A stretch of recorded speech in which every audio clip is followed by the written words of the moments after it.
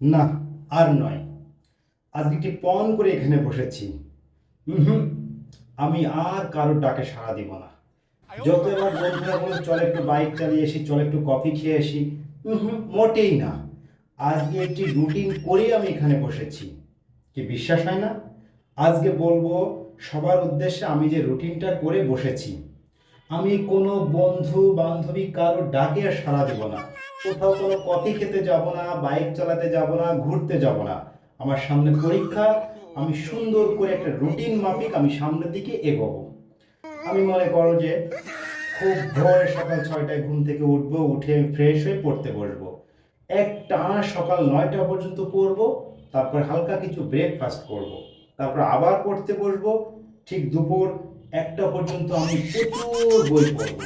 তারপর হচ্ছে আমি 1টা থেকে 2টার মধ্যে দুপুরের খাবার, গোসল শেষ করব। তারপরে তারপরে একটু হালকা ঘুমের দরকার আছে।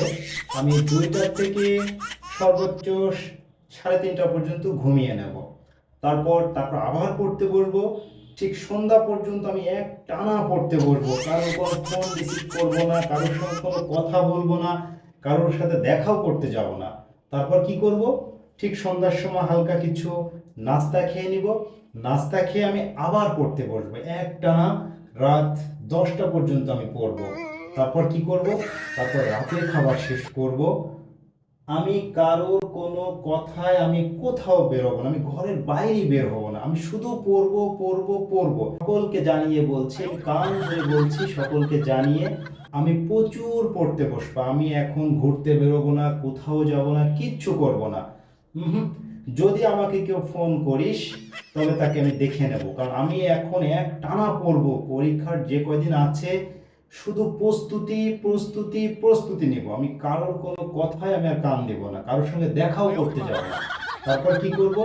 রাত 12টা পর্যন্ত পড়বো, না না 1টা পর্যন্ত পড়বো। 1টা পর্যন্ত পড়ে আমি হালকা ঘুমিয়ে নেব।